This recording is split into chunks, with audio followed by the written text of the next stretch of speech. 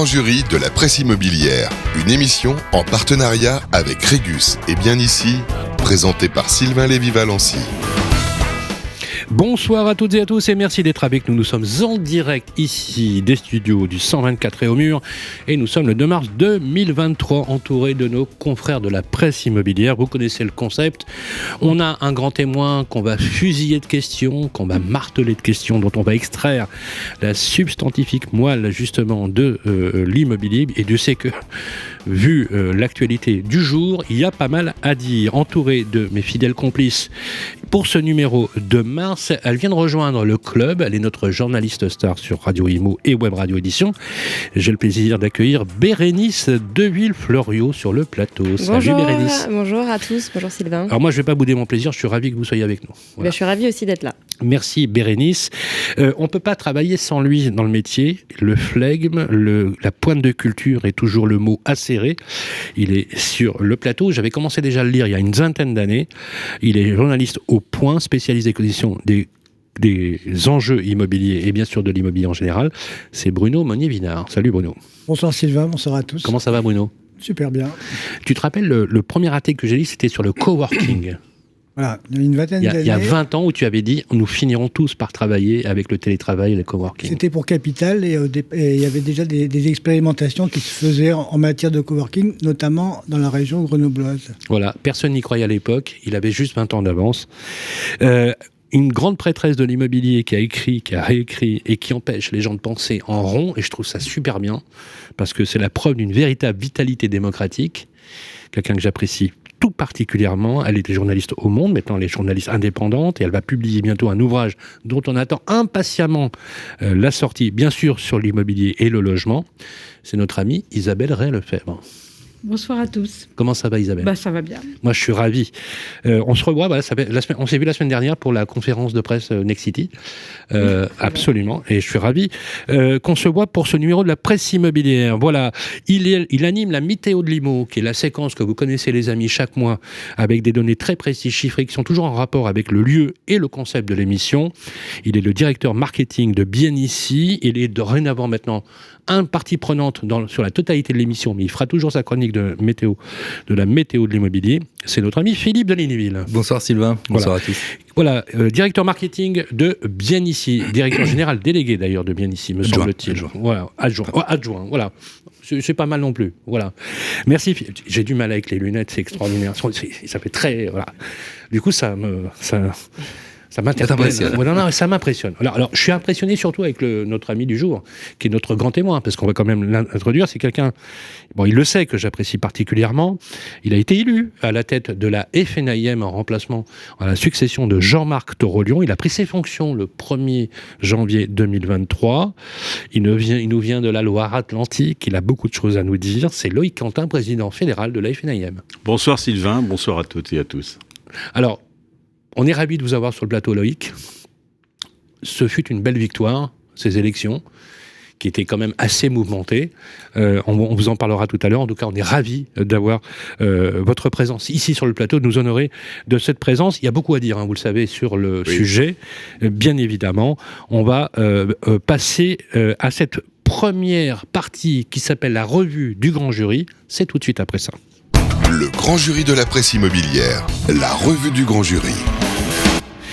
La revue du grand jury, c'est maintenant la revue, vous connaissez, c'est coup de cœur, coup de gueule. Qu'est-ce qui vous a plu ? Qu'est-ce qui vous a déplu ? C'est dans le grand jury de la presse immobilière. On va commencer par Bruno Monnier-Vinard. On commence par quoi ? Le coup de cœur ? Allez, un coup de cœur. Donc, voilà, on va voir les photos, c'est juste magnifique. Il a été élu parmi 1000 autres concurrents. C'est un gratte-ciel qui se trouve à Sydney, en Australie, juste derrière le fameux opéra. Et ce gratte-ciel a une particularité. Est-ce qu'on va pouvoir voir les photos ? On les voit.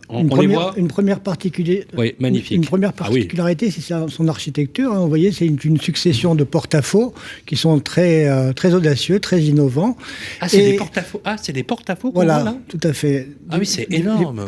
Mais alors, en fait, c'est une des raisons pour lesquelles il a été récompensé. Mais l'autre raison, peut-être la raison majeure, c'est qu'en fait, ce building Ce building, c'est pas un building qui est complètement neuf, et c'est un building où on en fait du neuf avec du vieux. C'est-à-dire qu'on a gardé la structure d'une ancienne tour des années 70. On a gardé les 2 tiers de la structure existante et presque la quasi-totalité des murs. Et avec ça, on a fait ce nouveau building. Alors à la clé, une économie magnifique. Donc on a quand même rajouté une dizaine d'étages, donc on est à 55 étages là. Et à la clé, il y a 6 millions de tonnes de gaz à effet de serre qui ont été économisées. Et puis ça montre, c'est pour la première fois que le recyclage est possible à l'échelle de la grande hauteur. Et ça, c'est très très nouveau. Parfois on fait Mais c'est quoi le modus operandi? Parce que quand je vois le résultat, c'est magnifique au niveau visuel. Mais comment ils ont pu économiser autant de CO2, justement? Parce qu'on garde le noyau central de la tour. La surélévation, vous m'avez dit qu'on surélève. Oui, mais d'abord, on garde le noyau central de la tour préexistante. Oui. Ensuite, on refait un socle et ensuite, on met des étages sur ce socle. Voilà. C'est une surélévation. Vous connaissez ce projet, Isabelle? Non, mais... Mon coup de cœur, c'est aussi de la transformation. Voilà, un commentaire peut-être sur le sujet? Non, c'est assez incroyable, effectivement, ces économies de CO2, surtout que moi, mon coup de gueule était aussi en rapport à l'écologie, était la sécheresse qu'on vit aujourd'hui, et une sécheresse hivernale qui est complètement, je dirais, inédit, ouais. et qui va profondément modifier, je pense, nos habitudes de consommation d'eau. Une sécheresse quand il fait froid, c'est ça qui est un peu de fou. 30 jours sans pluie. Ouais, plus de 30 jours sans pluie. Voilà, on le voit déjà sur des exemples comme celui que vous venez de donner. On intègre de plus en plus la dimension écologique, mais je pense qu'on va devoir ça va s'accélérer dans la construction, dans nos modes de vie, dans les infrastructures. Bérénice ? Ouais, non, je rejoins votre avis et je trouve ça assez génial de voir que tout le monde s'y met en fait et qu'on voit fleurir ce genre de projet un peu partout. Voilà, on en parlera peut-être aussi tout à l'heure, mais si j'ai le temps dans un coup de cœur. Mais il y a pareil les premiers logements témoins haute performance environnementale pour les athlètes des Jeux Olympiques aussi qui ont vu le jour. Donc voilà, c'est beau de voir tous ces projets et on en a besoin et en fait on n'a plus le choix. C'est très clair. Alors j'ai quand même oublié de citer le nom du lauréat. C'est un cabinet danois qui s'appelle 3XN. C'est pas 3XN. C'est pas un robot de guerre des étoiles. Ils ont gagné le concours à Sydney. Voilà. Ouais, je trouve ça génial. 3XN. Il y aura de quoi faire un papier. On en reparlera d'ailleurs dans le Club IMO sur BFM Business la semaine prochaine. Je pense que c'est une très très bonne initiative. Par contre, il y a toujours un coup de gueule, bien évidemment. Qu'est-ce qui vous a déplu, Bruno ? Alors, coup de gueule, coup de cœur mélangé. Coup de gueule, c'est... Je vais faire un peu de pub pour Le Point. Là, le 16 mars, on sort le gros dossier immobilier de rentrée. Toujours attendu. Absolument. Voilà, mais alors là, il va être particulièrement gigantesque cette fois-ci, en nombre de pages. Et il y a une grosse thématique sur la rénovation énergétique. Donc on s'est penché sur le sujet, on a soulevé le capot et force est de constater que c'est une véritable usine à gaz, que ce soit du côté des propriétaires, des bailleurs, qui s'y perdent dans les aides, dans le choix des artisans, dans les diagnostics et j'en passe. Ouais. Enfin, c'est avec des contraintes qui soit ne font pas peur, soit on peut se demander si elles seront vraiment appliquées, avec une valeur verte qui quand même des passoires thermiques qui est en train de s'inviter dans le débat, avec beaucoup plus de logements énergivores qui sont mis en vente. Enfin, c'est une sorte de bouleversement, avec quand même au départ aussi... on a l'impression que c'est un parcours du combattant, quoi. Ah, c'est plus que ça. Ça décourage, c'est décourageant. C'est plus que ça, mais bon... mais dans ce coup de gueule, je voulais quand même donner un petit coup de cœur, c'est qu'il y a quand même des gens qui retroussent les manches, et notamment un bailleur, le plus grand bailleur social de France, les 3F, et qui ont un plan de rénovation thermique en ce moment assez mouse costaud, et voilà. Merci. Sans doute initié. Alors je pense que lorsque Monsieur Yves Lafoucrière était président des 3F, lui qui était architecte aussi, il faut le rappeler. Et voilà. Donc Et maintenant le président de 3F, c'est. Je n'ai pas son nom. Il me semble que c'est le vice-président du MEDEF. C'est Patrick Martin, non, le vice-président du MEDEF. Mais vice-président, porte-parole du MEDEF. Ah oui, tout à fait, porte-parole du MEDEF. Ouais. Absolument. C'est Fabrice Le Sachet. C'est Fabrice Le Sachet, absolument. C'est le président, mais Yves Lafoucrière, il était directeur. D'accord. Alors, Isabelle, surtout parlez bien dans le micro. Isabelle, votre coup de cœur, c'est quoi ? Alors mon coup de cœur, c'est aussi, sans se concerter, c'est aussi la transformation de bâtiments existants. Le pavillon de l'Arsenal montre 44 initiatives parisiennes pour transformer casernes, hôpitaux. Et il y a une dizaine d'opérations, il n'y en a que 7 qui sont exposées. Ce sont des transformations de garages et d'immeubles de parking en logements. En logement ? L'usage de la voiture régresse dans Paris. Il n'y a que 33% des Parisiens qui ont une voiture, contre 85% au niveau national, 65% en Île-de-France. Et donc, la voiture laisse la place à des logements. Et donc, il y a le garage Boulevard Jourdan. Alors, c'est des immeubles aériens. Enfin, c'est pas des parkings en sous-sol, hein. Boulevard Jourdan qui va être transformé en cité étudiante. Nexity a 3 projets, un tout près du pavillon de l'Arsenal, où ils vont... c'est des structures des immeubles des années 50 en béton, poteau et poutre ou poteau et plancher. Et ça se prête finalement assez bien. Il faut quand même creuser l'intérieur du bâtiment parce que c'est des grands espaces pour amener de la lumière et un jardin et même un peu de pleine terre au milieu. Et la hauteur... Mais c'est pas encaissé en sous-sol, hein, quand on parle de parking. Non, c'est des garages Citroën, le garage Sully, ou des expositions, ou des garages avec une rampe. C'est ça. Et là, on démolit la rampe, on la remplace par des planchers. En fait, on utilise la structure foncière de l'immeuble. Voilà, et donc on récupère... et finalement, c'est des bâtiments qui se prêtent pas si mal à cette transformation en logement, qui auront des grandes baies vitrées, qui a une hauteur sous plafond tout à fait convenable. Et donc, logement remplace... Habitant remplace voiture. Vous voulez ajouter, et d'autant plus qu'avec les voitures électriques, il y a un problème dans les parkings, c'est qu'ils ne sont pas suffisamment costauds pour le poids des voitures électriques. Et certains... Je ne savais pas qu'une voiture électrique pesait plus lourd. Si, beaucoup plus lourd, 3 fois plus lourd, je crois. Et que du coup, on doit en refaire, on doit les réagencer. Donc, je ne savais pas... Et puis, tout le monde connaît la largeur des voitures. Moi, pour avoir frotté un certain nombre de murs de parking, je peux vous le dire. Les voitures ont grossi, mais pas les rampes de parking. Oui, c'est clair. Alors, votre coup de gueule, est-ce qu'il y en a? Alors, mon coup de gueule, c'est aussi dans la rénovation énergétique. Moi, je trouve que dans notre système, rien ne va, ni les diagnostics de performance énergétique, ni les problèmes financiers, mais aussi les artisans. Le président de Calibat, qui délivre la certification reconnue garant de l'environnement, a annoncé qu'il y avait 45 000 entreprises qui étaient reconnues garantes de l'environnement.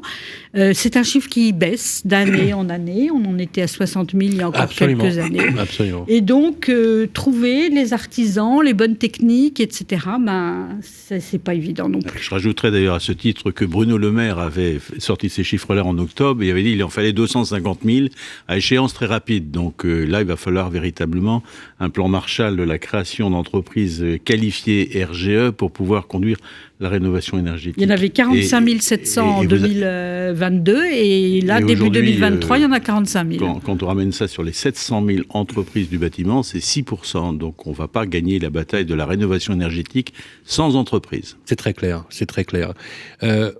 Philippe, un petit commentaire là-dessus ? Sur la rénovation énergétique, effectivement, je pense qu'on a un déficit entre les moyens, en tout cas les ambitions et la capacité à faire. On en parlera tout à l'heure dans ma chronique, mais je crois que c'est un sujet qui est, que ce soit pour les particuliers... C'est la dent creuse, hein, c'est vraiment le... C'est le sens du jeu. Ce qu'on peut dire aussi, c'est que ces artisans garantis, responsables, reconnus garants de l'environnement, en fait, ils n'ont pas souvent besoin de ce genre de travaux. Ils ont tellement de boulot, ils sont tellement sollicités que ça coûte cher, il faut une formation, etc. Et quand vous les interrogez, en fait, non, pas. Ah non, mais pour ce label est pas... Ce que dit Isabelle pointe, d'ailleurs, vous le savez bien, Loïc Quentin. 45 000 entreprises, elles étaient 60 000 il n'y a pas si longtemps, 4-5 ans. En fait, il y a tellement de boulot que le label n'a pas pris sa place véritablement.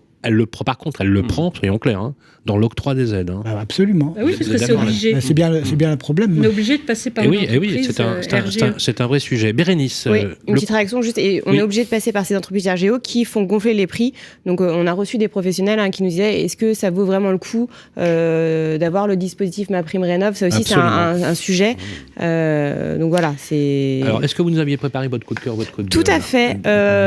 Alors, je vais commencer avec mon coup de gueule.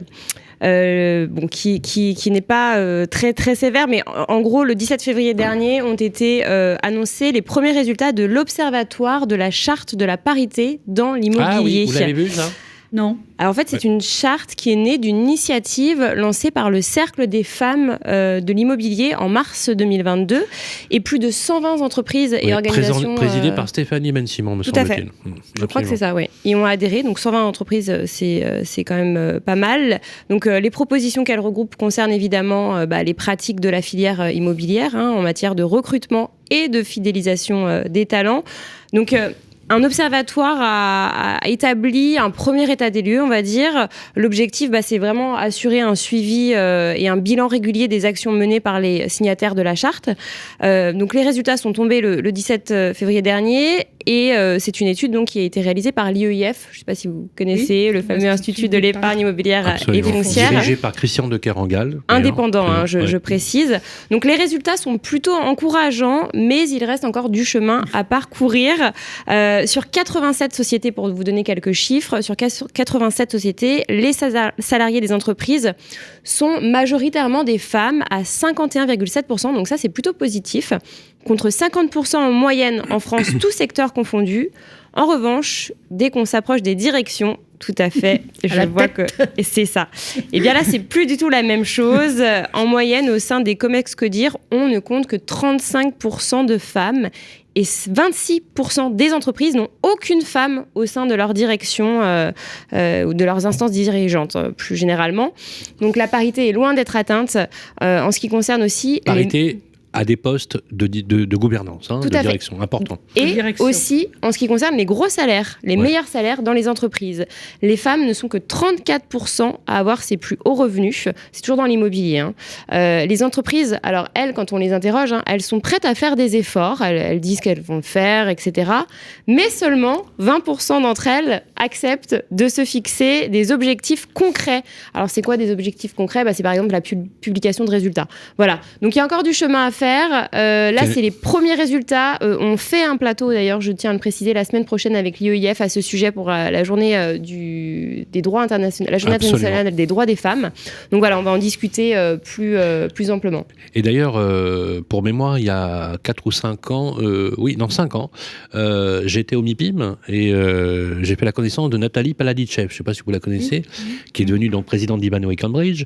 Elle avait été recrutée, donc partie au Canada, et elle m'expliquait de façon anecdotique, c'est une femme remarquable, qu'elle était allée inviter un dîner, qui était le dîner du lundi soir des gros patrons de foncières. Au MIPIM, il y avait 45 personnes à table, elle était la seule femme dirigeante, avec un mandat social. Ça interroge. Et c'est vrai que souvent on est abrité par cette idée qu'il y a beaucoup de femmes dans l'immobilier, ce qui est vrai, beaucoup plus que dans les autres secteurs, sauf qu'à un niveau de direction, c'est fini. Ça vous surprend pas? Oui, c'est vrai. Dans nos cabinets, on a une majorité de femmes. Mais ce sont des petites structures et effectivement, dès qu'on arrive sur des sociétés beaucoup plus structurées, là, les hommes sont majoritaires, oui. C'est très clair. Et dans les instances de direction. Alors, le coup de cœur de... Le petit coup de cœur, je vais être très rapide, j'en ai parlé tout à l'heure, c'est donc les premiers logements témoins haute performance environnementale et réversibles qui ont été conçus pour le village des athlètes et para-athlètes à Saint-Ouen. Donc ça va servir pendant les Jeux Olympiques pour les joueurs, mais après évidemment, ce seront des logements qui vont du T1 au T7 qui seront récupérés et donc adaptés. Il y aura 25% de logements sociaux, 30% de logements libres. Voilà. En tout cas, c'est les premiers logements témoins. Donc c'est intéressant et j'espère qu'il y en aura d'autres. Merci Bérénice. Il est temps de passer à la prochaine séquence pour appréhender et mieux connaître le parcours hors norme de Loïc Quentin, président de la FNAIM. C'est tout de suite après ça. Le grand jury de la presse immobilière sur Radio Imo. Loïc Quentin, élu président de la FNIM, j'allais dire de la République. Bientôt peut-être. Presque. Loïc, président. Loïc Quentin, bon, on se connaît bien, vous et moi. On a suivi effectivement votre progression. C'est un long combat syndical. Vous êtes dans la FNIM, à la FNIM depuis très longtemps. On a déjà fait votre portrait, c'est juste avant que vous soyez élu. C'était au mois de novembre, je crois. Octobre.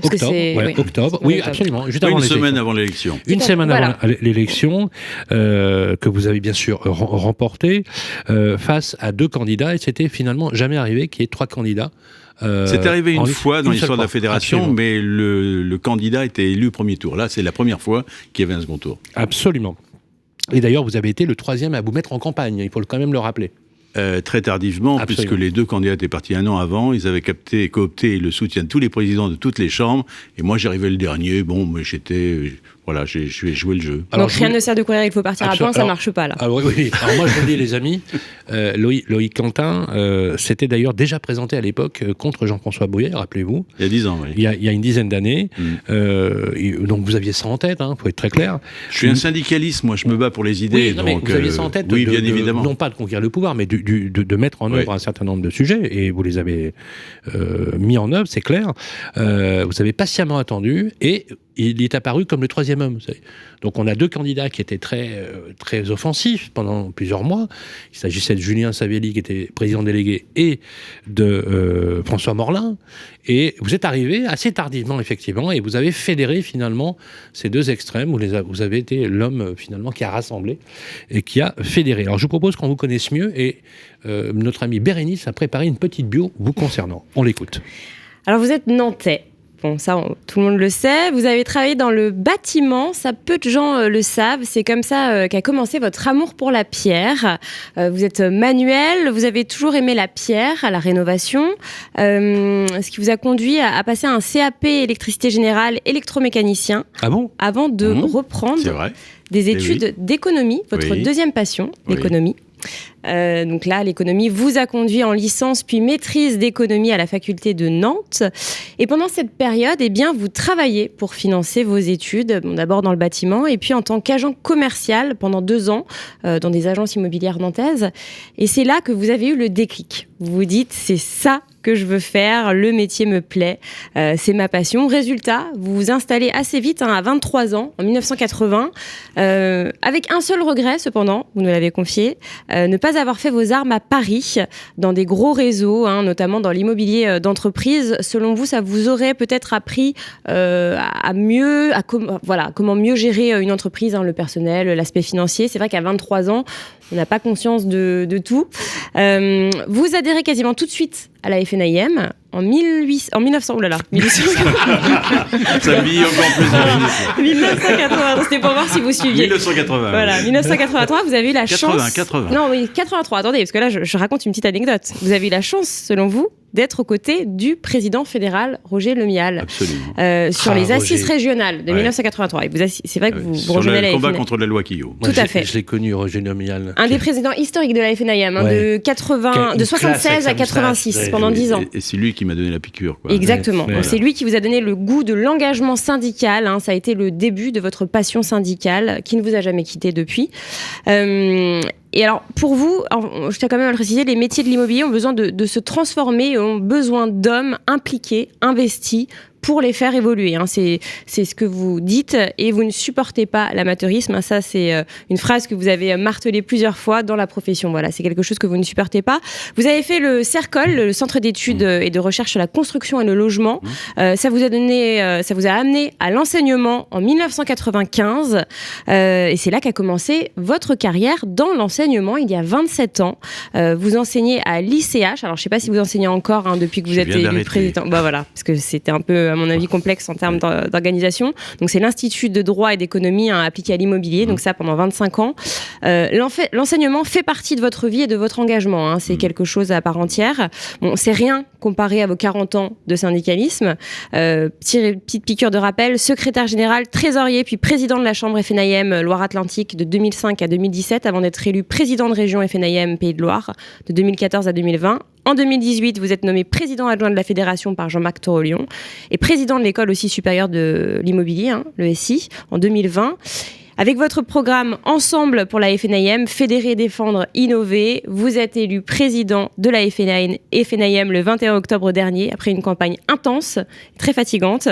Vous avez pris officiellement vos fonctions en janvier dernier, vous l'avez dit Sylvain. Et je termine avec le côté un peu personnel, puisque c'est quand même ça aussi qui fait l'homme que vous êtes. Votre passion, c'est votre famille, votre épouse, 37 ans de vie commune et vos 2 fils, votre chat aussi. Et puis vos 3 exutoires, le bricolage, la pêche depuis vos 10 ans, en eau douce, en mer. Vous êtes un pêcheur à la mouche. On a un point commun. Vous savez pêcher. D'ailleurs, on viendra manger chez vous du poisson. Le jardinage, vous avez une serre construite à l'ancienne, sur un modèle de 1880. Mais j'ai une idée, C'est toute ma vie. J'ai une idée, Bérénice. On va prendre le van. On est tous invités chez Loïc Quentin. On fait un prochain grand Je vous invite dans le golfe du Morbihan. C'est magnifique. Ah oui. Et on prend les légumes du jardin. Et on ira pêcher de la dorade ou du bar. Et c'est sa femme qui cuisine. Absolument. C'est votre épouse qui cuisine les légumes du jardin. Tout à fait. Et donc voilà. Enfin, pour conclure, vous êtes un homme qui aime les choses simples mais vraies. C'est un beau portrait. Merci, Bérénice. Merci beaucoup, Bérénice. Juste une question sans faire de l'humour. Quel parallèle entre le jardinage et la pratique immobilière, prendre le temps de laisser mûrir ? C'est vrai, c'est un beau parallèle. Non, je pense que le jardinage, c'est un exutoire pour moi. C'est prendre contact avec la nature. Et puis, j'aime les choses simples, j'aime la vie simple. Et ça, on revient à ses sources. Vous êtes, Loïc Quentin, quelqu'un qui est très ancré dans le territoire, mais on a tout de suite décelé le discours qui va bien sur le plan politique, sur le plan de la fédération. Je vous propose maintenant, merci de vous être prêté à cet exercice, qu'on entre dans les débats, où là, ça va être un peu... Avec plaisir. Le grand jury de la presse immobilière, le grand sujet. On va prendre les chiffres du logement. Et je voudrais qu'on parte sur un premier sujet, qui est le mal logement, qui est un vrai sujet dans notre pays. On l'a lu avec Isabelle et tous les collègues de la presse. Le 28e rapport de la Fondation Abbé Pierre a été publié. Vous en avez pris connaissance. Et les chiffres sont sans appel, quoi. Sans appel. Je sais pas. Moi, j'ai l'impression qu'on peut pas forcément être tout à fait tranquille le soir quand on dort, quand on voit la détresse. Et il y a un livre qui est paru, qui a été réédité, sur la réémergence des bidonvilles. On parle de génération bidonvilloise. C'est Thierry Pacaud, le philosophe de l'urbain, qui l'a publié, avec des records de construction de bidonvilles qui sont réapparus dans les grandes métropoles. La situation du logement est telle qu'on peut vraiment, logiquement, s'interroger sur la volonté des politiques publiques. On a l'impression de grande impuissance, d'être totalement désarmés, et pourtant, on a, je vous donne les chiffres, 330 000 personnes qui sont en état de recherche de logement, donc proches d'être SDF, comme on dit, des homeless en Angleterre. C'est 4 millions de personnes qui sont sans domicile. Oui, sans domicile. Elles peuvent être hébergées, mais elles sont sans domicile. Est-ce qu'on peut dire qu'elles sont sans domicile fixe, Isabelle ? Oui, il faut distinguer les sans-abri qui sont dans la rue, des sans-domicile personnels, sous-entendu personnel. C'est-à-dire que quand vous êtes dans une structure d'hébergement, c'est pas un logement. On est d'accord. 4 millions de personnes mal logées, Isabelle. Très mal logées, en état de précarité, et 12 millions de personnes mal logées dans des conditions qui ne sont pas dignes. Certains se posent la question de l'inscrire dans la Constitution un droit au logement. Ça existe avec le DALO, puisqu'il y a une loi qui est sur le droit opposable au logement. On n'est pas sûr que sur le papier, c'est peut-être une bonne idée, mais dans la pratique, c'est pas si génial que cela. La construction neuve a chuté pour certaines régions de plus de 40%. On a le même nombre d'instructions de permis de construire et d'autorisation d'urbanisme d'il y a 40 ans, que vous avez connu en 82, avec 17 millions d'habitants en moins à l'époque. C'est un vrai sujet. Question, Loïc Quentin, parce que c'est vraiment pas drôle, c'est qu'est-ce qu'on peut faire dans un état de déliquescence totale sur la politique de logement quand on sait que le logement est le premier marqueur social d'intégration dans l'urbain pour les Français. Alors, vous l'avez remarqué, c'est un sujet, dans tous les cas, qui est à la une de toutes les campagnes présidentielles, et chaque candidat veut toujours mieux loger les Français, mieux les accompagner, construire moins cher. Au moins, c'est la promesse qui est faite à chaque fois. Ça fait 30 ans que ça dure. 30 ans qu'il y a un empilement de réglementations tout aussi insuffisantes et aussi imprécises et inefficaces les unes que les autres. Je crois que la question logement est une question qui n'est pas maîtrisée, qui va au-delà d'une simple appréhension politique. Moi, je suis un partisan et un défenseur de l'intelligence collective, c'est qu'on ne construira pas sans l'ensemble de l'écosystème et donner la parole aussi au monde professionnel et quel qu'il soit, toutes les compétences professionnelles pour pouvoir avoir un vrai regard. Alors, je ne crois pas que le CNR aujourd'hui, qui est en cours, nous donnera de véritables pistes ou sera synonyme de véritable transformation. C'est un vrai sujet, la politique du logement. Quand on parle des SDF, oui, moi j'y suis extrêmement sensible. Si on lit le rapport de la Fondation Abbé Pierre, dans mes cours depuis 2004, je cite les chiffres de la Fondation Abbé Pierre démontrant l'inefficacité des politiques publiques sur ce point. 330 000 SDF, moi je soulignerais en plus qu'il y a 30% de ces SDF qui ont un travail, mais qui n'ont pas de logement. Donc aujourd'hui, l'exclusion, c'est bien le logement. On trouve du travail, mais bien évidemment, on ne trouve pas forcément de logement. C'est là la difficulté. Je crois qu'il faut un sursaut national pour éviter de laisser sombrer notre pays. Alors, en plus, le marché du logement, il est fait d'une multitude de micro-marchés, à la fois des territoires désertés, des territoires que l'on veut densifier, qui ne sont pas forcément l'expression de la demande, mais qu'on s'évertue à promouvoir. Et je pense que peut-être encore, on va se prolonger dans une erreur de trajectoire et d'orientation de la politique du logement. Si nous continuons ainsi, nous n'allons faire qu'aggraver les choses. Alors, ce que vous disiez, je disais une fois, à l'antenne de France Bleu Loire-Océan, je l'ai dit il y a 15 ans, et je réécoutais ce que j'avais dit. Vous savez, dans peu de temps, nous verrons des bidonvilles et des bungalows s'installer dans les campagnes si nous ne savons pas répondre à la problématique des Français avec le logement et savoir les accueillir. Eh bien, je crois que ça arrive aujourd'hui et ça arrivera. Et je crois, pour conclure et vous laisser la parole, que le dispositif ZAN n'est certainement pas de nature à rétablir un équilibre, mais au contraire accentuer ces différences et ces désordres. Un commentaire peut-être sur cette question, la question du logement qui prend une dimension très particulière cette année. Ça fait longtemps que je suis la politique du logement. Au journal Le Monde, j'y suis restée 22 ans. J'ai vu 12 ministres du logement passer, autant de droite que de gauche. Et en fait, ce qui est compliqué dans le logement, c'est qu'il y a la politique nationale et il y a les politiques locales. Et c'est quand même les maires qui ont le stylo du permis de construire, c'est quand même eux qui sont à l'origine des plans locaux d'urbanisme, etc. Donc il faut quand même qu'il y ait une cohérence entre ce que dit le national et ce que fait, parce que il faut des outils nationaux. On a la chance d'avoir la Caisse des dépôts, des financements, des règles nationales, et il faut une volonté locale et qui aille ensemble. Et je crois que là, on a un déficit de cohérence de politique. Et je dis souvent, la droite, c'est souvent l'accession à la propriété, la France de propriétaire de Sarkozy. À gauche, c'est plutôt le logement social. Et Macron, c'est ni l'un ni l'autre. J'ai une définition originale, oui, c'est vrai. Pourquoi pas. Et pourtant, il avait dit en 2017, dans un an, à la fin de l'année, je ne veux plus personne dans la rue. Hein. Oui, il avait promis un choc d'offres. Ça en étant élu. Mais je crois qu'il a pas... Le marché du logement, ça ne fonctionne pas comme les autres marchés.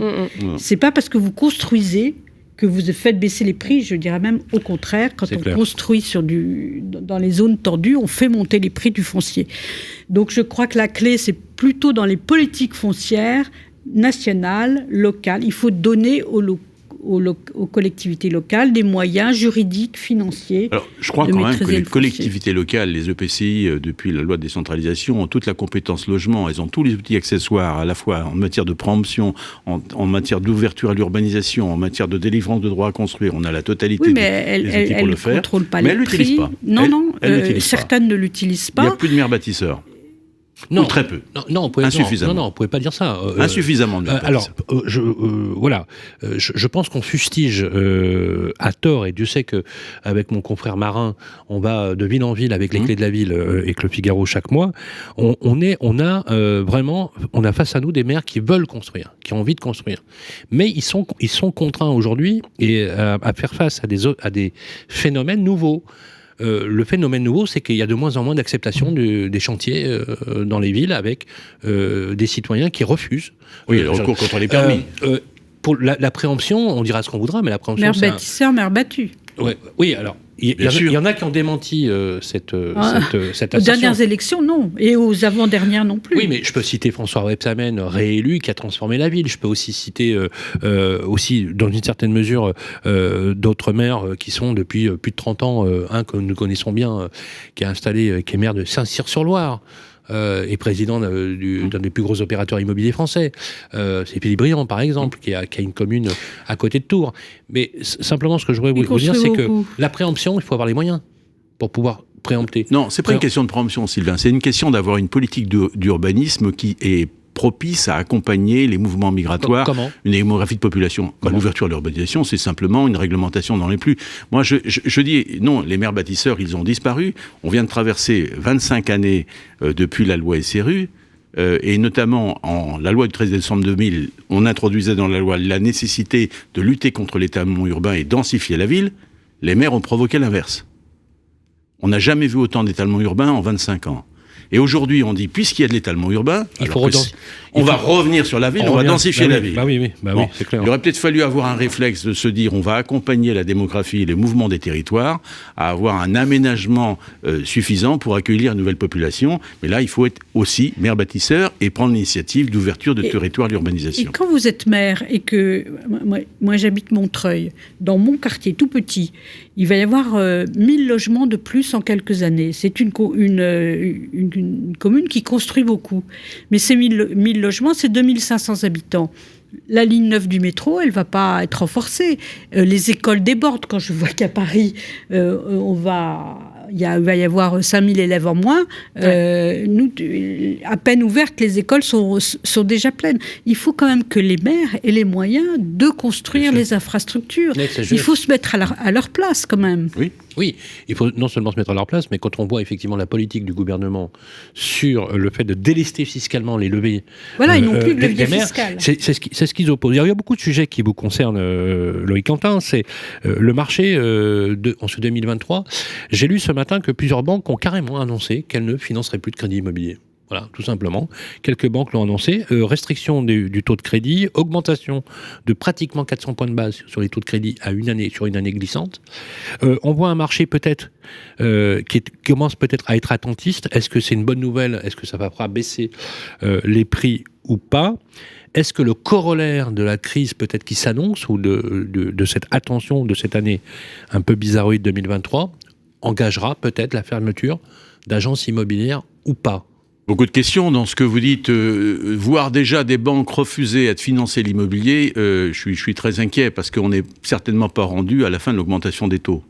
Je ne veux pas être pessimiste. Pour vous, les taux vont continuer à augmenter ? À mon avis, au moins jusqu'à fin septembre. Le contexte inflationniste de la France, avec 25% sur les produits alimentaires d'inflation, n'est pas de nature à bloquer l'augmentation des taux.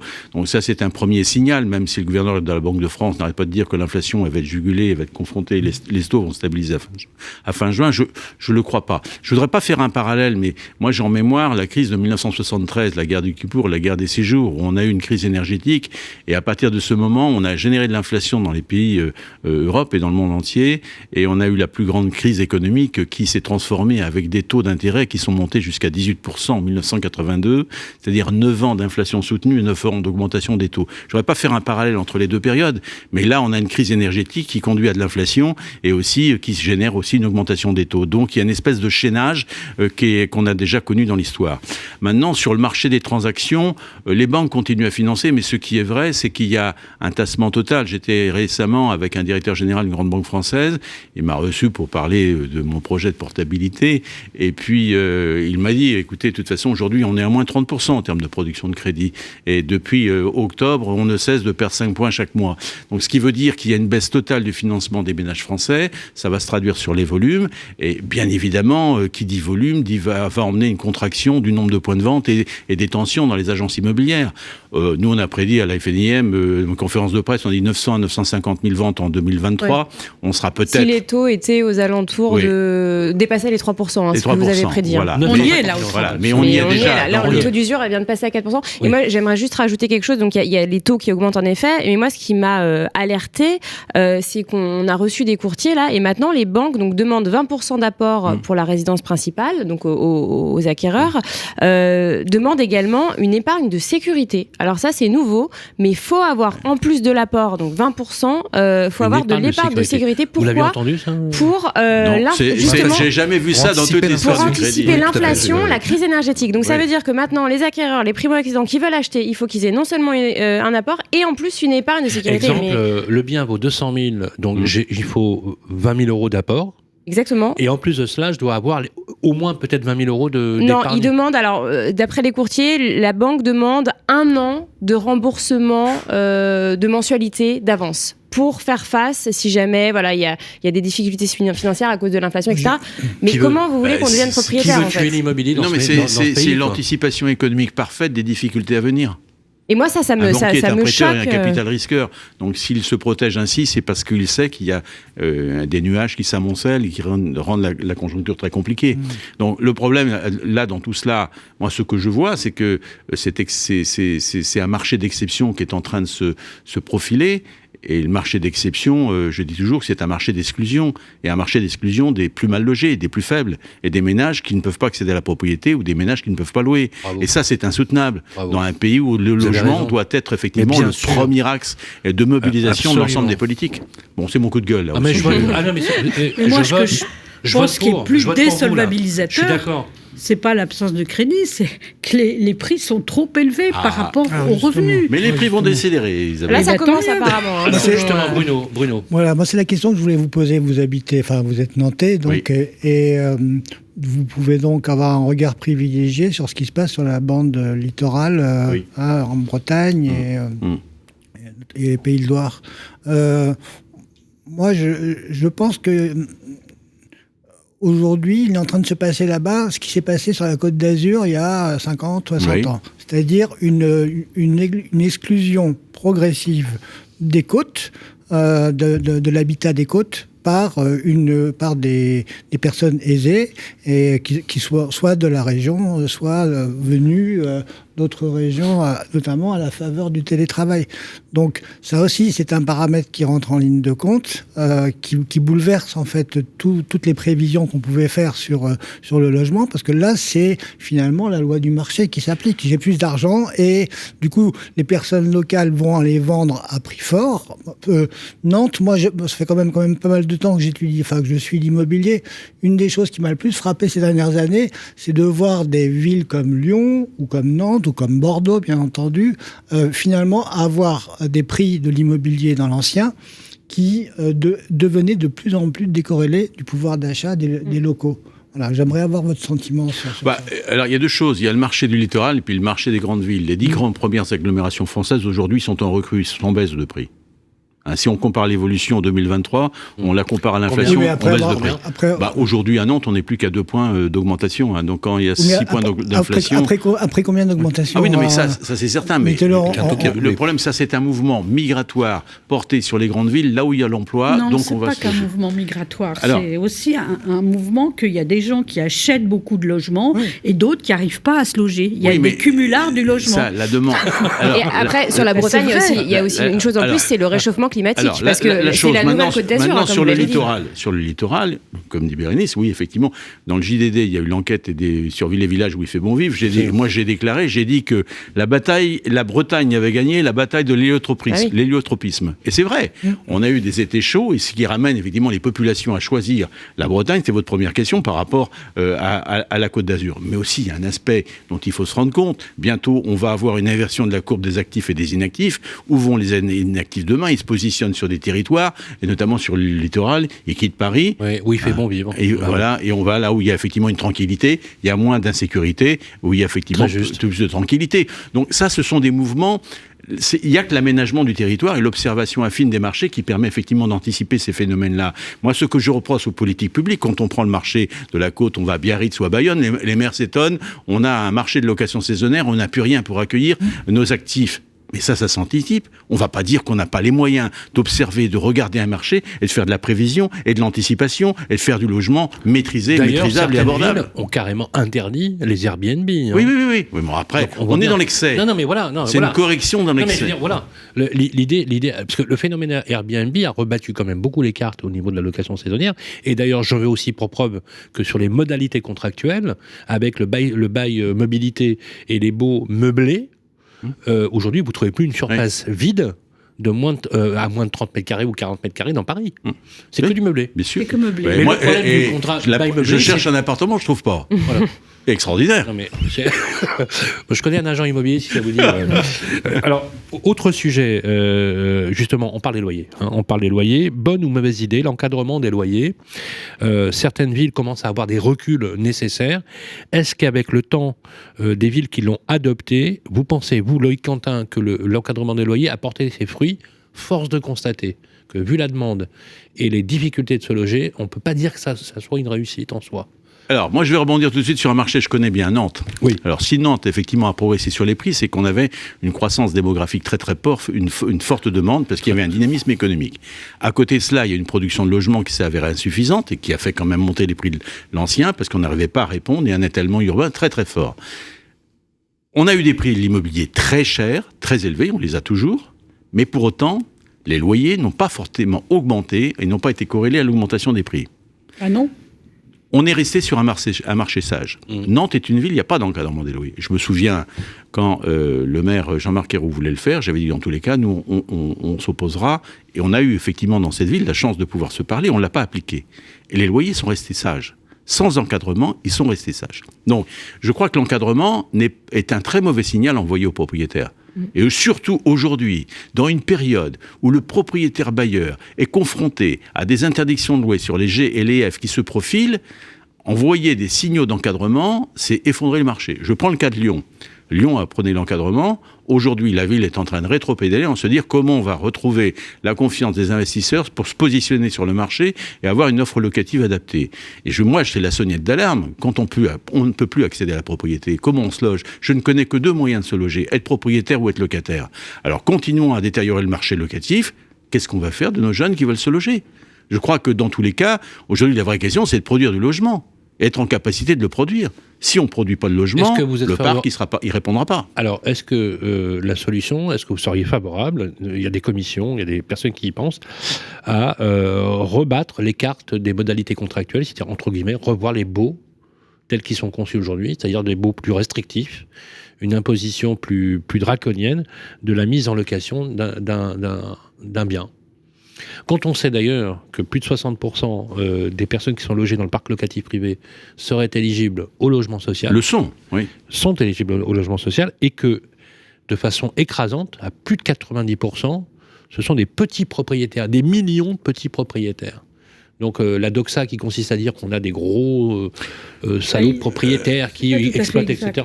L'INSEE a sorti une étude qui a un peu scotché tout le monde l'année dernière en montrant que les biens locatifs qui appartiennent à des particuliers, je ne parle pas des particuliers, eh bien, plus de 50% des biens locatifs appartenaient à des gens qui ont plus de 5 logements. Ouais, alors, à contrario, je vais vous donner, moi, une autre définition. 50% de l'offre locative alors, privée... je parle de Paris. De Paris. Oui, Paris. Je parle de Paris, puisque... Parce que le coefficient de détention... Et dans les centres-villes, ils ont démontré qu'il y a une concentration de la propriété locative. Peu de mains, finalement. Peu de mains, 5 logements, c'est pas non plus des centaines de milliers de logements. Non, mais c'est significatif quand même. Mais vous voyez, sur l'encadrement des loyers, il se trouve que je suis allée à Genève l'autre jour, à Zurich, où les loyers sont encadrés et les locataires sont fortement protégés.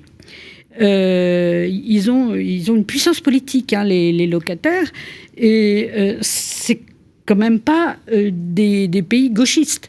Je vais demain à Berlin, où les loyers sont encadrés, ce qu'ils appellent le Mietspiegel, les loyers miroirs. Et là, il y a une très forte concentration de la propriété entre les grandes foncières. Il y a même un référendum que les Berlinois ont approuvé d'exproprier les propriétaires qui ont plus de 3000 logements dans Berlin. Alors, ce n'est pas encore fait, mais c'est en réflexion. Donc, vous voyez, il y a quand même... alors, c'est des grandes villes, plutôt comparables à Paris, si vous voulez, mais il y a quand même d'autres façons de penser, de dire que l'encadrement des loyers, ça décourage les investisseurs. Oui, alors moi je répondrais sur Genève, la Suisse n'est pas celui qui veut. Deuxièmement, l'encadrement des loyers est un montant très élevé et notamment qui a un effet extrêmement relatif. Concernant l'Allemagne, ça c'est vrai. À Genève, les loyers, j'ai vécu en Suisse, c'est extrêmement cher. Et alors je ne savais même pas que les loyers étaient encadrés. Les gens n'arrivent pas à se loger à Genève. Et le seuil du plafonnement est très très haut. Un loyer, je crois que c'est 4 fois un loyer parisien. C'est impressionnant. Vous savez, à Zurich, quel est le salaire moyen ? C'est plus élevé qu'en France. 4 000 €. 8 000 €. 8 000 €. Après, c'est pas à Genève. Oui, mais pas à Genève. Et concernant l'Allemagne, le SMIC genevois du canton de Genève, c'est 4 081 €. Le SMIC, le salaire minimum. Et concernant l'Allemagne, je rappelle quand même que Cécile Duflot, qui avait effectivement prôné l'encadrement des loyers lors de la loi du 24 mars 2014, la loi Allure, notamment avait cité l'Allemagne comme exemple. Or, en réalité, l'Allemagne est le pays d'Europe dont la démographie ne cesse de baisser. À l'époque, l'Allemagne perdait 180 000 habitants par an. Non, je parle de l'Allemagne dans sa globalité. Perdait 180 000 habitants par an. Oui. Donc la question du logement n'est pas la même. Quand on a une inflation de 380 000 habitants comme en France, on l'a régulièrement chaque année, 350 000, et quand on en perd 180 000. Oui, la question n'est pas la même. Tout à fait exact, parce que quand même, vous savez que l'Allemagne a accueilli quelques 700 000 réfugiés, et que Berlin est une ville qui gagne 30 à 40 000 habitants par an. Alors, on va parler plutôt de la France pour continuer sur le sujet, mais c'est intéressant de faire des parallèles sur 2 sujets. Vous avez été reçu, il n'y a pas si longtemps, par le ministre Olivier Klein, qui a d'ailleurs nous a pas encore fait l'honneur de venir chez nous. On a essayé pourtant. Et je sais que voilà, vous avez essayé, Bérénice. Il n'a pas jugé bon de venir chez nous, mais bon, on peut toujours rêver. Vous l'avez rencontré il n'y a pas si longtemps et vous avez effectivement eu un comportement et un poste qui était plutôt positif. Vous avez eu l'impression que vous aviez eu un ministre qui était à l'écoute. Qu'est-ce que vous pensez aujourd'hui de ce ministre qui est certainement l'un des plus discrets de la Ve République en matière de logement, et quelles seraient vos attentes si écoute il y a eu effectivement sur ce que va faire le ministère du Logement face à vos demandes? Elles sont nombreuses. Et enfin, je voudrais compléter juste comme ça dans la remarque. Vous avez été l'un de ceux qui prônaient aussi l'ouverture syndicale avec d'autres organisations pour parler d'une même voix dans les métiers de l'immobilier. Oui. Est-ce que ça aussi, c'est à l'ordre du jour ? D'accord. Alors la question sur l'entretien avec Olivier Klein, oui, il a écouté, de là à être entendu, c'est autre chose, mais pendant 1 heure, je lui ai fait part effectivement de mon constat sur le marché, à la fois sur les ambitions de rénovation énergétique et le planning qui était tellement insoutenable, intenable et qu'on ne tiendra pas, et qu'on ne pourra pas dans les copropriétés, parce que la temporalité de la copropriété, c'est pas celle de la commande des pouvoirs publics, et on ne tiendra pas l'échéance. Donc ce qui veut dire qu'on va vers de grandes difficultés, à la fois sur notamment le déséquilibre du marché locatif, et notamment la mise en œuvre des travaux de rénovation pour des questions simples dans les copropriétés, des questions de disponibilité des entreprises dont on a parlé, des questions de financement. On aurait pu parler du financement aussi des travaux de copropriété sur le reste à charge des copropriétaires qui n'est pas réglé, et autant de questions qui ne sont pas abouties et qui nous inquiètent énormément. Notamment, je ferai un parallèle, Olivier Klein est peut-être aussi tombé dans la situation la plus complexe de l'histoire de l'immobilier qu'il soit, avec un marché qui explose de partout, où tous les indicateurs sont au rouge. Donc il n'est pas dans une situation aussi extrêmement favorable, parce que reprendre toute la politique du logement aujourd'hui, c'est un exercice extrêmement compliqué et qui va certainement nous demander de nombreuses années. Je ne crois pas, et là je le redis, que le CNR aura un effet de baguette magique et de transformation importante comme certains pourraient attendre. Sur l'union des syndicats, mon cher Sylvain, c'était dans mon programme. J'étais autrefois à la CNAP, qui était devenue l'UNIS, et je suis pour le rapprochement. J'ai moi-même d'ailleurs fait la proposition à Daniel Dubrac de faire un congrès du logement en 2023 et en 2024. On m'a rétorqué impossible, puisqu'ils avaient déjà réservé le salle, mais c'est ma volonté d'ouverture. Vous avez même été plus loin. Vous avez, je cite, indiqué « L'amateurisme n'a pas sa place dans l'immobilier ». Oui. Et vous prônez la création d'une sorte de conseil de l'ordre versus CNTGI actuel dont on peut discuter, ainsi qu'un remaniement plus restrictif de la loi Hoguet. Donc, et n'est-il pas question, dans une certaine mesure, pour vous, et c'est peut-être la critique que certains peuvent vous faire, vous avez l'impression que ce sont les pouvoirs publics qui finalement vont gérer la profession avec une fonction ordinale. Pas du tout. Pas très libéral. Pas du tout, parce que moi, je suis un républicain. La loi du 24 mars 2014, la loi Allure, elle a prévu un décret formation. Elle a prévu une commission de contrôle que la profession n'a pas réussi à mettre en place entre 2014 et 2019, entre la publication de la loi Elan. 2019, on a une commission de contrôle. Alors moi, ce que j'ai dit aux autres syndicats, on veut avancer, on veut sauver la profession, on veut la défendre, on veut la situer à un niveau que l'on souhaite.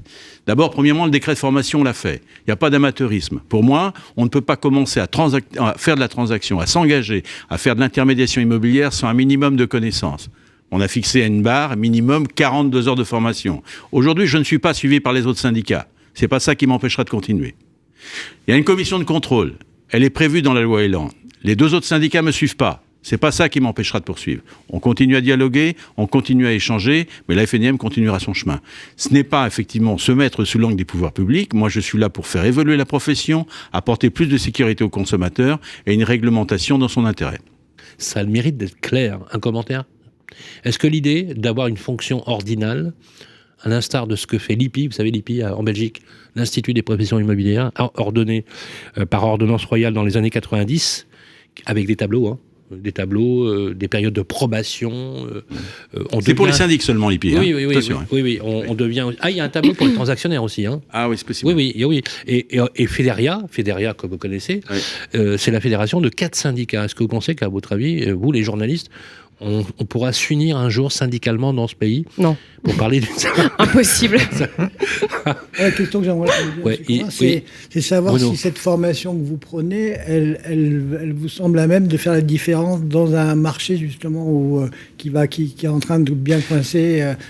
Quelle est la motivation pour accroître ce niveau de formation, alors qu'on sait qu'il peut y avoir des particuliers qui vendent eux-mêmes, vous savez, moi, ou des agents mandataires et j'en passe. Je crois que c'est intéressant le parallèle que fait Bruno, entre le particulier et le mandataire. Ouais. Ah oui, c'est intéressant. Soyons clairs. Moi, je crois que de toute façon, ni la conjoncture difficile, ni l'empilement des lois auront aux ans de la profession, parce que plus la conjoncture est difficile, plus il y a de réglementation et plus les professionnels s'en sortent. C'est dans la difficulté que notre fédération s'est toujours exprimée.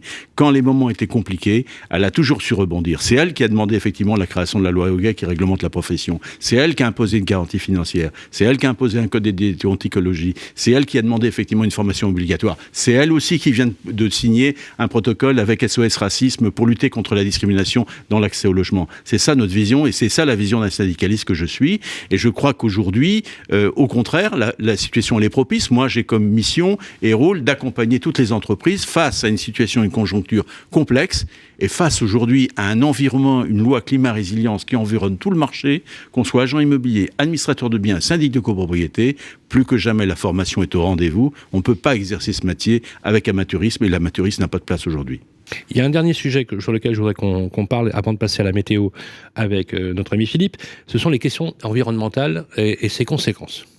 Vous avez publié un rapport où vous indiquiez, c'était en janvier dernier, janvier de l'an dernier, où vous aviez estimé que les propriétaires qui étaient interrogés, 31% d'entre eux, continueraient malgré l'interdiction à louer leurs biens. C'est bien ça ?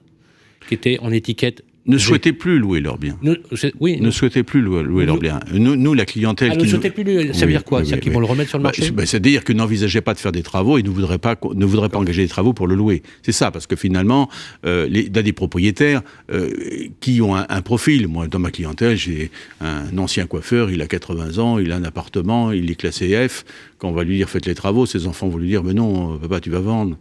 On ne va pas garder. Donc, il ne va pas s'engager. D'abord, il n'a pas forcément les moyens. Il faut l'accompagner financièrement. Et puis, ce n'est pas dans sa trajectoire de vie. Il avait ce petit appartement. Je rappelle sur les statistiques que disait Isabelle tout à l'heure, mais 30% des propriétaires de biens locatifs ne sont pas soumis à l'impôt sur le revenu en France et 2/3 n'ont qu'un logement à contrario.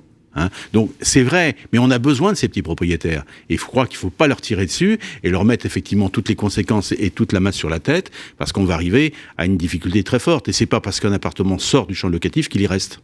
Il faut le comprendre. C'est très clair. Isabelle ?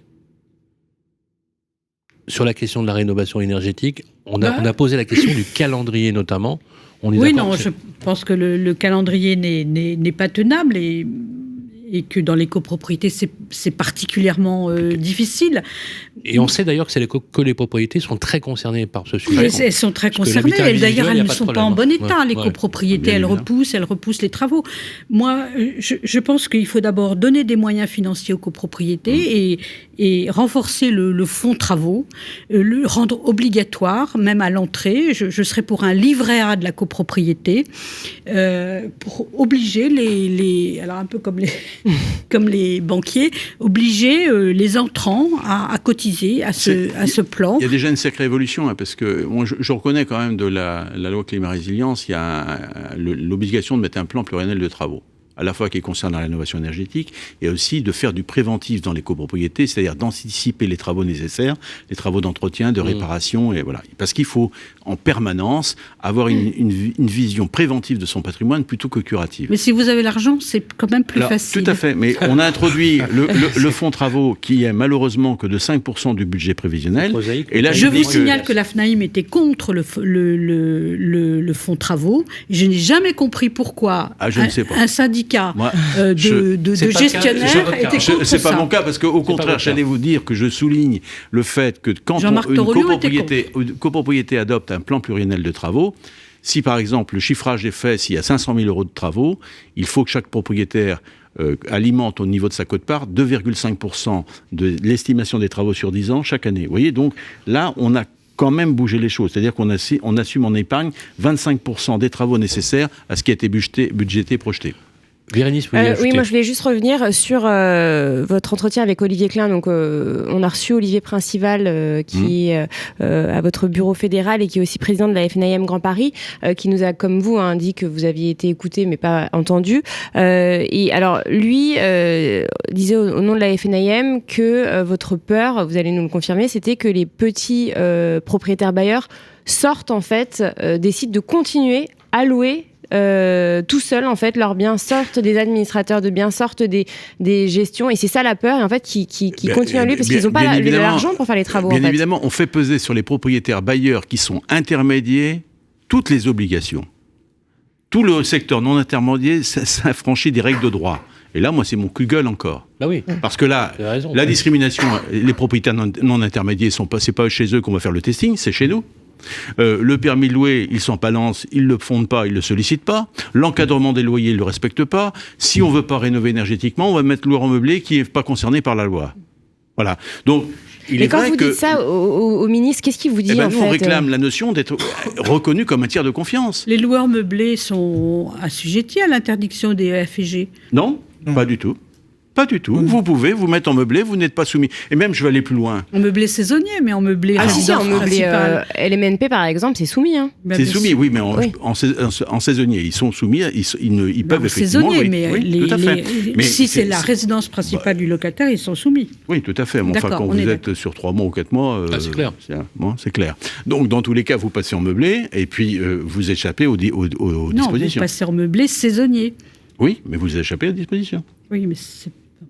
Oui. Ça peut être meublé. Et puis même, de toute façon, si vous voulez... De toute façon, il y a beaucoup d'artifices. Moi, je connais quelqu'un, je tairai son nom, qui est une grande influenceuse dans l'immobilier, qui justement utilise l'artifice de la location saisonnière dans des lieux dans lesquels il n'y a pas de saisonnier. Mais ça, il va y avoir des contrôles. C'est une façon. Oui, mais il n'y a pas de contrôle. Non, mais comme il y a des fausses locations meublées. Oui, mais comme il y a des fausses locations meublées, et je vais vous dire, c'est sans appel quand on voit des niveaux de rentabilité. Et on m'avait donné l'exemple d'un même immeuble qui était dans les clous, extrêmement bien géré, bail 89, enfin classique, et l'autre qui était travaillé avec des rotations en meublé pour échapper à la majeure partie des obligations. On était à 7% de rentabilité quand c'était carré, et à 21% de rentabilité pour l'autre. Donc, franchement, en bidonnant, en magouillant un peu, ou alors en étant très limite, c'est facile de faire de la rotation. Parce qu'on bénéficie d'un problème, c'est que les gens, ils flippent tellement à l'idée de ne pas se loger, qui ferment leur gueule quand ils se logent, en fait. Et qu'ils n'osent pas appeler la commission de conciliation, qui n'osent pas appeler les ADIL pour leur dire, il y a peut-être un problème, je paye 41 € du mètre carré en loyer, c'est peut-être un peu beaucoup. Ou alors j'ai un four à pain qui me chauffe, chauffe, qui me coûte un bras en électricité, parce que les gens se logent pas, parce que des gens qui dorment dans leur bagnole. Mais c'est un peu ça. Là-dessus aussi, il faut dire que l'avantage du DPE et de toutes ces obligations d'affichage sur les sites internet, en agence, cette présentation qui est en fait finalement très didactique aussi, avec ces lettres de AAG. On retrouve le Nutri-Score, Bien sûr. Je pense que ça a aussi eu un intérêt, c'est d'éduquer et de faire prendre conscience. Qu'on a quelque chose qui est aussi lisible que le Nutri-Score sur votre boîte de sur la transformation énergétique, vous êtes d'accord? Bien sûr. Là où vous n'êtes pas d'accord, c'est sur le calendrier. Non, on accompagne le mouvement. Nous, il faut le faire dans tous les cas, et c'est important. On n'a pas le choix. On doit décarboner de toute façon tous les logements pour 2050. Et ça c'est clair. 2034, c'est l'échéance LE et FG. Nous sommes, dans tous les cas, on accompagne le mouvement, on va mettre en place toute la pédagogie et tout ce qu'il faut faire. C'est simplement, on alerte les pouvoirs publics en disant le calendrier n'est pas tenable, les dispositions concernant la copropriété ne facilitent pas effectivement cette exécution. Et puis, il faut favoriser le financement, il faut revoir les aides. Les aides aussi. Moi, sur les territoires qui sont délaissés, quand on est dans le Cantal et qu'on a effectivement une maison où il faut la rénover énergétiquement, c'est les mêmes obligations qu'un appartement à Paris, il y a une prime territoriale qu'il faut accompagner, parce qu'un propriétaire dans le Cantal, il va dire... Il n'a pas la même valeur. Il dit, moi, je vais la vendre. Des travaux, c'est tout à fait vrai. Le coût des travaux à Paris est exactement le même. Il y avait une tribune de quelqu'un qui disait il faut inventer un diagnostic de performance énergétique pour l'ancien. Et je pense qu'il a raison, parce que les vieilles maisons en pierre, etc., ça ne se traite pas de la même façon que les immeubles des années 50. Alors, oui, très rapidement. Je pense qu'il faut... Je trouve que c'est une bonne idée de faire des diagnostics performance énergétique pour les immeubles un peu plus patrimoniaux et les voire une dérogation maisons qui pourrait être donnée par les maires. Bruno, les maisons à colombage, c'est compliqué. Oui, ce serait dommage. Là où ça se complique aussi, c'est qu'il y a des logements qui sont considérés comme des passeurs énergétiques et qui, a priori, n'en sont pas. Parce qu'elles ont un système de chauffage qui ne correspond pas à la doxa d'aujourd'hui. Mais si vous interrogez des professionnels, ils vont vous dire, non, pas du tout. En fait, le carton jaune est passé en carton rouge parce qu'il y avait tel ou tel type de chauffage. Oui. L'énergie, c'est surtout... Voilà. Ils ont privilégié l'énergie électrique au détriment du gaz. Et ça embête bien les bailleurs sociaux. Moi, je vous encourage à voir l'extrait qui ont massivement passé leur chauffage. Regardez, si vous voulez vous marrer au sens propre, mais aussi, c'est l'audition d'Henri Proglio, président d'EDF, au Sénat. C'est extraordinaire. Ex-directeur de l'EDF, oui. Ex-directeur de l'EDF. De Veolia. Sur l'énergie électrique, où il rappelle que la France était leader, était la moins chère, et qu'on a fracassé cet outil extraordinaire qui était EDF. Et il disait une chose qui m'a beaucoup plu, c'est finalement c'était un outil qui marchait extrêmement bien, donc on avait toutes les raisons de le détruire. Et c'est là que, et en fait on avait titré, on avait fait un petit post qui s'appelait Le général de Gaulle est bien mort, puisque c'est lui qui avait inspiré la politique énergétique. Et le général de Gaulle disait une chose extrêmement vraie pour moi, c'est que l'énergie est un bien commun, comme l'eau, et qu'il n'est pas question de privatiser ce type d'événement. Voilà, c'est parce que le patron d'EDF rappelait que eux étaient sous une tutelle publique et qui vendaient de l'énergie à des brokers, des traders, qui en fait n'étaient pas des industriels et qui leur vendaient la même énergie qu'ils achetaient chez eux, moins cher.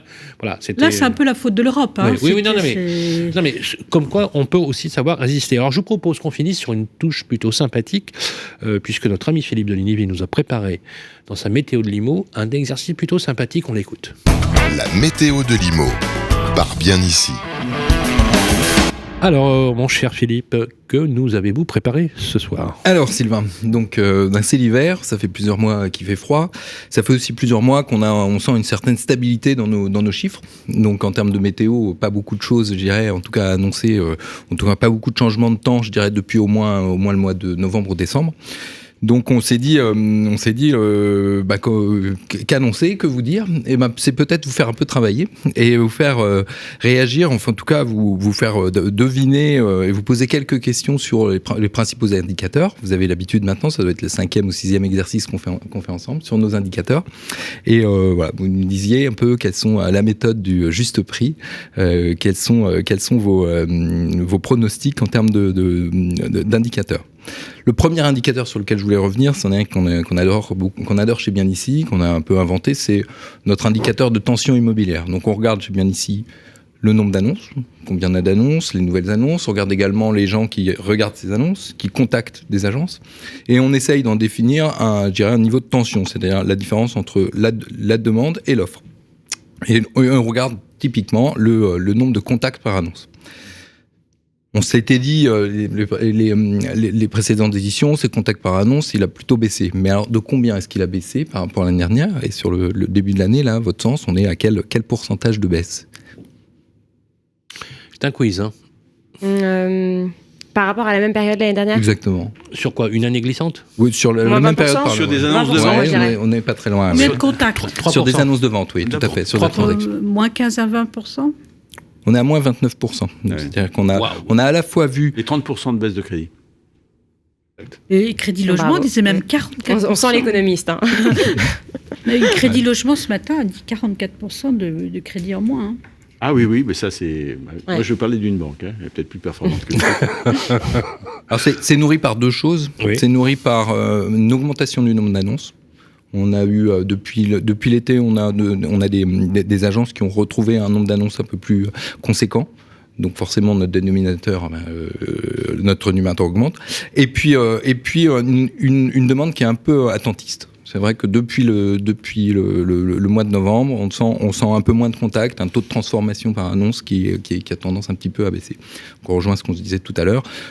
Nous, une des lectures, c'est de se dire qu'effectivement, en tout cas dans les annonces, dans les prix affichés, on n'a pas de baisse drastique, ça se joue sûrement au niveau de la négociation, que les taux ayant augmenté, le pouvoir d'achat immobilier a baissé, et donc on a des gens qui doivent revoir leurs projets, qui sont un peu en, je dirais, attentistes. Ouais.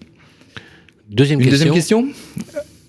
On va se parler du temps de diffusion. À partir du moment où une annonce apparaît sur Bien Ici et qu'elle est dépubliée, très vite, combien de Sur temps Bien Ici, hein. Sur Bien Ici. En moyenne c'est sur important. toute la France. En moyenne sur toute la France, sur la période de janvier à février. Combien de temps est est-elle resté diffusée C'est dur, ça dépend des régions. Oui, c'est pas évident. Moi je Qu'à dirais, Paris, c'est. moi je dirais 15 Non, jours. on est en national. En national. Je dirais 30 jours. Non, Non, plus que ça. Moi, je dirais 3 mois. 30 jours. Moi, je dirais 60 jours. 70 jours.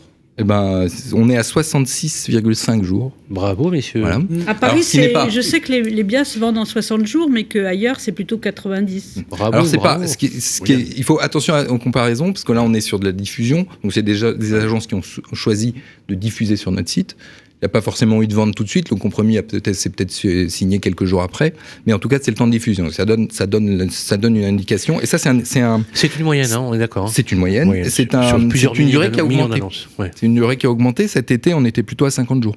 Vous voyez, Ce qui prouve la Voilà. tension. D'accord. ce qui prouve et ça et correspond. par rapport à ce stock d'annonces qui augmentait, il est plutôt poussé par des annonces qui restent plus longtemps que par de nouveaux biens qui arrivent. Donc on retrouve encore une fois ce marché qui est un peu attentiste. Vous nous avez préparé également une troisième question sur la location. Oui, tout à fait. Sur la location, on a beaucoup parlé. Nous, on voit un marché qui est très tendu. Alors, la question que je voulais vous poser, c'est la part de fraîcheur, c'est-à-dire sur 100 annonces, combien est-ce que j'ai d'annonces qui sont apparues dans le mois ? Sur 100 annonces Sur 100 annonces sur le site 20%. Bien Ici ? Moi je dis 100. Eh ben non. Non, c'est 33%. Alors c'est contre-intuitif, on est d'accord ? Ah oui, Parce c'est que- contre-intuitif, oui, parce que moi j'aurais dit la même chose. Parce que en fait, ce qu'on observe, Ce ce qui est que vous nous très aviez intéressant, dit, c'est qu'on observe, ce qu'on observe, c'est que les biens qui apparaissent, il y a un tiers des biens qui tournent très vite. Et puis en fait, il y a des biens qui restent Ah oui. sur le site parce qu'ils ont. C'est du quoi, mal à c'est se- les à se- passoires à se- énergétiques? C'est les passoires thermiques? Non. Non, c'est pas les passoires énergétiques, c'est les biens qui vont être un petit C'est peu en dehors du étonnant, marché avec un loyer ouais, un peu plus ouais, élevé, ouais. etc. Ouais, Donc, ouais, ouais. mais c'est aussi, en fait, Ouais, c'est étonnant, ouais. c'est aussi une lecture qui montre que le marché est tendu parce que Parce que nous, Le cœur du marché. on a une autre expression de l'attention aujourd'hui, c'est que le marché est tellement tendu, on a tellement de demandes qu'on publie même pas d'annonces. exactement. Oui, c'est ce que Exactement. plusieurs me disent. Et ce qui est fort dommage Les d'ailleurs. professionnels disent on publie peu, on est harcelé. Oui. C'est clair. Vous aviez pas dit qu'il y avait 50% d'annonces de location en moins ? Alors ça, c'était ma dernière question. On parle d'une certaine partie des annonces, et on y vient.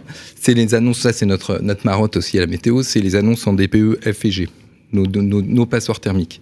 Et là, la question que je voulais vous poser, c'est sur 100 annonces de studio sur Bien Ici, qui sont en transaction ou en location, De studio, hein. de studio, combien est-ce que j'en ai qui sont à louer et combien j'en ai en transaction ? Sur 100 studios, combien j'en ai alloué FG. Pour 100 studios sur Bien Ici, combien est-ce que j'en ai en location? 11 et 17%. À mon avis. Ouais. Énorme, c'est pas un chiffre. Moi, je dirais en vente 60% et en location 20%. Il reste Le 60% est bon. On est en fait à 37 en location. Ouais. On a 63 en campagne. Et ça, c'est un taux. Et là, moi, je trouve, alors là, je le dis carrément, louer aujourd'hui un bien classé G, c'est un suicide. Oui. C'est un suicide. Enfin, pas pour le locataire, pour le propriétaire. Ouais. Parce que là, il faut se rendre compte que dans tous les cas, moi, quand on calcule rapidement, 2023 plus 3, c'est 2026. On est dans tous les cas passé le 1er janvier 2025. On a mis en cause de son locataire. Il faut prier qu'il s'en aille. Il faut prier qu'il s'en aille avant le 1er janvier 2025. Sinon, c'est susceptible de remonter. Le logement est indécent. Ah ben si, mais si. Quand vous passez l'échéance, dans tous les cas, le logement est indécent. Oui, mais c'est au niveau de la relocation que c'est interdit. On ne pourra pas mettre le locataire dehors. Le bail est de 3 ans. Oui, mais il est reconductible tacitement, non? Oui, mais est-ce qu'il est reconductible dans les conditions de 2025? 23 plus 3, ça fait 2026, c'est l'échéance du 1er janvier 2025. Oui, mais comme il est reconductible tacitement, c'est sous les mêmes conditions, non? Non. Il est dans un logement indécent, il est frappé d'indécence. Oui, mais on ne peut pas dire au locataire dehors. Justement, c'est la problématique. Comment on fait? Il n'y a pas d'aménagement et de sortie du dispositif. Non, mais je suis d'accord. Le propriétaire est mis en cause par son locataire de lui avoir fourni un logement indécent. S'il est rentré avant l'interdiction, non. Oui, non, mais il est rentré avant l'interdiction, mais attention, quand il y a le renouvellement, ça équivaut à une poursuite du contrat, non pas forcément dans les conditions d'origine, puisque de toute façon, comme il y a une graduation d'évolution des loyers, c'est forcément la norme qui s'appliquera en 2025.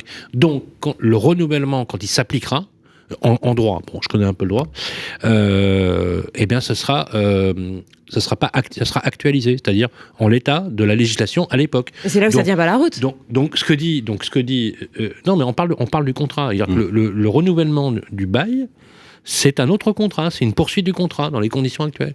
Alors, les conditions de base sont les mêmes. Mais par exemple, l'indexation des loyers, elle se fait sur le futur, elle se fait sur l'année chaque année. Eh bien, les règles de droit s'appliqueront de la même façon. Donc, Loïc Quentin a raison. Ce bien qui est propre à la location jusqu'en 2025 ne le sera plus à partir du 1er janvier 2025. Oui. Oui, mais... quand même, dans la mesure où le calendrier réglementaire et coercitif sera confirmé. Ouais. Ah oui. Enfin, il est confirmé, il est dans la loi. Il est dans la loi, il faudra modifier la loi. Loïc Quentin, cette question a certainement dû être soulevée par le... Oui. Il y a tellement de questions à poser dans le cadre de la loi climat-résilience qu'on aurait encore pour un grand moment de débat. C'est très clair. Je crois que vous avez un dernier chiffre à nous donner. J'ai surtout à vous dire que la saison haute va démarrer, parce que l'on est quand même plutôt dans la trêve des confiseurs sur l'immobilier. Je pense que janvier-février, c'est plus calme. Alors justement, voilà, pour que ça redémarre, qu'est-ce qu'on va regarder?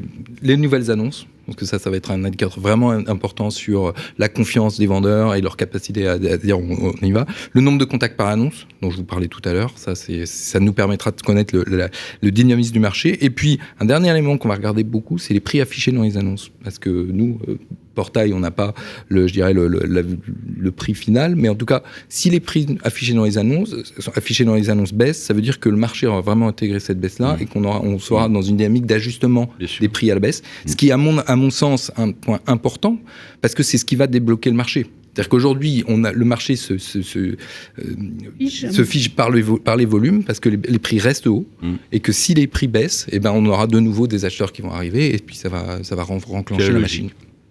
Ouais. Oui, vous voulez ajouter, Bruno? Moi, je profite de la présence de M. Quentin pour savoir justement, vous avez un regard panoramique. Est-ce qu'on était en haut de la montagne russe et est-ce que les prix vont baisser et dans quelle proportion selon vous? C'est extrêmement mécanique. On a eu des périodes de hausse ininterrompues qui étaient corrélairement accompagnées par une baisse des taux. Aujourd'hui, quand on a une augmentation des taux, et c'est mécanique, dans tous les cas, on contraint la capacité d'emprunt des ménages, on peut moins emprunter, donc la demande, elle est dépréciée, elle se trouve affaiblie, et quand il y a une baisse de la demande sur un marché, la baisse de la demande, elle résiste un moment, les prix résistent face à la baisse de la demande, mais à un moment, la baisse de la demande, elle précède toujours la baisse des prix, c'est-à-dire qu'elle est annonciatrice d'une baisse des prix. Mais dans quelle proportion cette la proportion, on peut appliquer un raisonnement mathématique en fonction de la baisse de la capacité d'emprunt du ménage à se porter acquéreur. Ça serait effectivement un ajustement automatique, mais les marchés ne correspondent pas forcément à cette règle-là. D'abord, premièrement, il y a une nouvelle constante qu'on ne connaissait pas avant. c'est l'inflation. Aujourd'hui, 6% d'inflation en 2022. Quand on a annoncé une baisse de 4 points sur un territoire, pour moi, c'est une baisse de 2. Et il faut l'interpréter comme telle. Donc l'inflation en 2023, on ne la connaît pas. On peut avoir une correction des prix de 10%, mais il faudra la rapprocher de l'inflation aussi. C'est très clair. Merci beaucoup Loïc Quentin. Merci et d'avoir invité. le rideau tombe sur notre grand jury du mois de mars. Ça s'est plutôt bien passé, vous étiez... Oh, je n'ai pas été malade. Non. Ça va. Voilà, on va se retrouver. Qu'avec des gens si sympathiques, il n'y a aucun problème. Bon, en tout cas, vous n'avez éludé aucune question. Je salue d'ailleurs, au nom de tous mes collègues, effectivement, cette propension que vous avez à répondre très clairement, parce que parfois, on nous répond sans nous répondre, et c'est toujours assez désagréable, mais en ce qui vous concerne, ça a toujours été extrêmement précis, et ça a le mérite d'être clair. Donc, le prochain grand jury, les amis, on se retrouve le 13 avril prochain. On va parler d'autres classes d'actifs, notamment pour le tertiaire et pour d'autres sujets en dehors du résidentiel aussi, avec Beverley Kilbride qui est chez Jones Lang LaSalle. Bien sûr, un grand merci à notre ami Bruno Monnier-Vinard. Vous êtes avec nous le 13 avril prochain. Oui, mais alors, il faudrait mettre des buzzers pour le jeu de Philippe. Oui, mais c'est ça qu'on aurait fait. Voilà. J'aurais dû dire ça à notre ami Baptiste, effectivement, de nous mettre des buzzers. Voilà. C'est important de buzzer quand on fait une émission comme celle-ci. Non, c'est vrai. Absolument. Voilà. C'est une règle absolue. Parce que bien buzzer, c'est la santé. Alors... Merci Loïc Quentin. Voilà, c'était l'humour. On recevra d'ailleurs également notre ami Michel Debraz, président de propriétéprivée.com. Ce sera pour le mois de mai 2023. Et enfin, nous aurons le plaisir et l'honneur de recevoir Véronique Bédag, présidente directrice générale du groupe Nexity. Un mot, un adjectif pour la fin, pour vous, ça serait quoi? Un adjectif pour la fin? Oui, un mot qui vous viendrait spontanément. Restons optimistes. Restons optimistes. Merci beaucoup. Voilà. Merci également à Isabelle Ray-Lefebvre. On se retrouve le mois prochain. On a hâte parce que chaque fois on fait un teaser pour son futur bouquin qui va sortir. Il sort quand en septembre, on a dit. Hein. Oui. Attention. On va avoir une belle dédicace. On va faire un raout, pas possible. On va le faire ici. On va faire un lancement en septembre. Attends, pas sûr que ça vous plaise vraiment le fond. Oui. Mais... Pourquoi Merci en tout cas d'être avec nous. Merci également à Philippe de Lignyville. Merci toujours. Alors c'est extrêmement intéressant ce petit. Faut refaire ça là, le quiz. Moi je trouve ça super bien. On se retrouve le mois prochain, bien ici, bien évidemment. C'est le bon coin pour se loger. Alors. Si on veut effectivement suivre nos programmes, on a demain matin une émission super. On démarre, vous et moi, à 7h du matin. On est en direct du MAC de l'immobilier hebdomadaire. Et demain, on reçoit un grand monsieur de l'immobilier. Tout à fait, le président de Century 21 France, Charles Marinakis. Voilà, la classe, tout simplement. Il sera avec nous entre 8h et 9h. Et bien évidemment, vous n'oubliez pas Allo Radio Imo, qui est la séquence où on vous donne les conseils, les amis, pour bien ajuster les tirs de vos investissements et aussi prendre les bonnes décisions à toutes et à tous. À vous, Loïc Quentin, on vous souhaite que des belles choses et un très beau mandat, mais je ne doute pas que c'est bien commencé. Et merci aussi également, au nom de l'équipe de Web Radio Édition, de la confiance dont vous nous témoignez toujours. Merci encore. Merci de l'invitation, Sylvain. Belle soirée à vous. Le grand jury de la presse immobilière, une émission en partenariat avec Régus et Bien Ici, à réécouter et télécharger sur le site et l'appli radio.imo et sur toutes les plateformes de streaming.